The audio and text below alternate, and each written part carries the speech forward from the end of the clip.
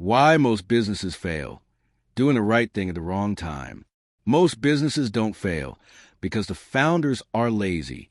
They fail because they do the right thing at the wrong time. Think about human life for a second. You don't treat a toddler like a teenager, and you definitely don't give a teenager the keys to a car and expect discipline. But that's exactly what entrepreneurs do with their businesses.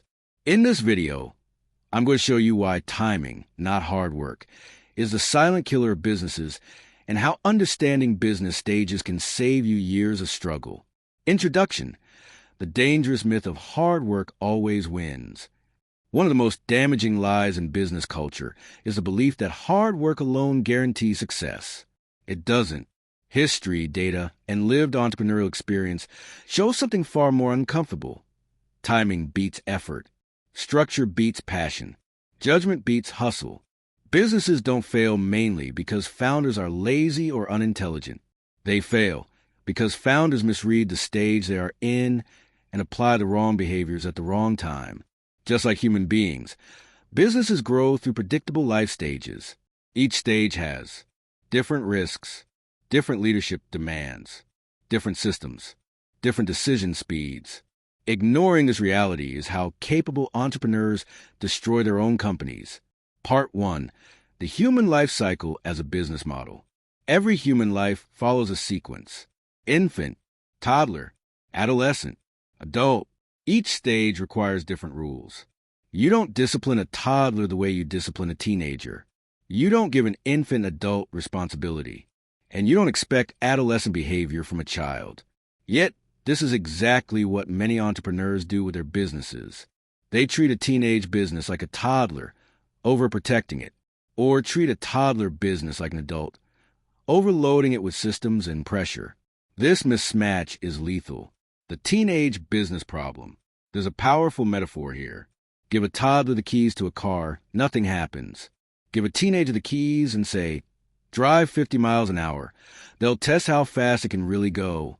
When a business hits early growth, revenue starts coming in, customers increase, opportunities multiply, speed accelerates. This is the adolescent phase of business. Energy is high, discipline is low, risk appetite is extreme. If the founder does not understand this stage, they will scale too fast, hire poorly, expand before stabilizing, chase shiny opportunities, and then blame the market when the business collapses. Part 2. Seasons matter more than belief. Agriculture teaches a brutal lesson. You cannot outwork the seasons. You don't plant in winter and expect harvest because you believe harder. Belief does not override biology. Business works the same way. Industries have seasons. Industries move through cycles. Emergence, growth, maturity, decline. What works in a growth industry will destroy you in a declining one. For example, aggressive expansion works in fast-growing tech markets. Cost control and efficiency dominate mature industries. Innovation is survival in declining sectors. Entrepreneurs who ignore industry timing burn capital, while competitors adapt. Companies have seasons. Even within the same industry, companies are at different stages. Startup, early traction, scaling, institutional maturity. Applying corporate processes too early kills speed. Avoiding structure too long kills stability. Timing is strategy. Part 3. The founder's trap, the silent business killer. One of the most researched causes of stalled businesses is what's known as the founder's trap. This happens when the founder is the smartest person in the room. The founder built everything themselves. The founder doesn't trust others to deliver quality. At first, this looks like dedication.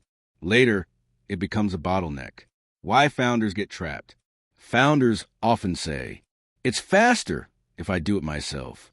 They don't care as much as I do. I'll just fix it later." Over time, every decision flows through one person. Execution slows. Stress increases. Growth plateaus. There is no leverage. The harsh truth: a business cannot grow beyond the founders. Decision capacity, emotional resilience, time availability. If everything depends on you, your business is not a company. It's a job. Part 4. Judgment, Failure, and the Myth of Perfect Decisions. Research in behavioral economics and management science shows something counterintuitive. High-performing leaders do not make fewer mistakes. They recover faster and learn better. Where good judgment really comes from. Good judgment is not instinct. It is not talent. It is pattern recognition built from experience. And experience mostly comes from bad hires, wrong pricing, failed products, poor timing. Trying to avoid mistakes doesn't protect you. It delays your education. Why failure must be allowed but controlled. If team members are afraid to fail, they stop making decisions. Innovation dies. Responsibility flows upward. Smart organizations create clear boundaries, defined risks, safe-to-fail zones. Failure without learning is waste. Failure with reflection is education. Part 5. Speed, Learning, and Competitive Advantage. In modern markets, speed of learning beats size. Markets move too fast for perfection. Research from strategy scholars shows first movers often fail. Fast learners dominate. The winners are not those who avoid errors, but those who detect them quickly, correct them cheaply, extract lessons systematically. Pattern recognition as a weapon. Experienced entrepreneurs see customer objections early, detect operational leaks faster, recognize cultural decay before collapse. This is why veterans often outperform more intelligent beginners. Part 6. Energy as a strategic asset. Energy is not motivational fluff. It is a business variable. Studies consistently show engaged teams outperform disengaged ones. Emotional climate affects decision quality. Leadership energy cascades downward. Low energy produces negativity, blame, overanalysis. High energy produces bias toward action, creativity, resilience. Engagement equals profit. Organizations with high engagement retain customers longer, innovate more, recover faster from shocks. Energy is not about hype. It's about psychological safety, clarity, and momentum. Part 7. The 3 non-negotiables of business growth. Across industries and continents, successful businesses share 3 fundamentals. 1. Absolute clarity on the ideal customer. Most businesses fail not because the product is bad, but because they serve everyone. They understand no one deeply. An ideal customer is profitable, loyal, vocal. They stay during downturns. They recommend you for free. You must know them better than they know themselves. 2. The irresistible offer principle. An irresistible offer does not mean cheap.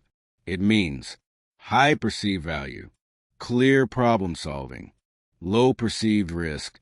When an offer is right, customers say, I'd be foolish not to try this. Price becomes secondary. 3. Over-delivery as strategy. Over-delivery builds trust, loyalty, brand equity. It creates raving fans, not just buyers. In competitive markets, loyalty is the strongest moat. Part 8. Desire, Fear, and Consumer Psychology. Human behavior revolves around 2 forces. Desire, fear. People buy to reduce pain, increase pleasure, avoid loss, gain status. Understanding this allows precise positioning. Expand desires, reduce fears.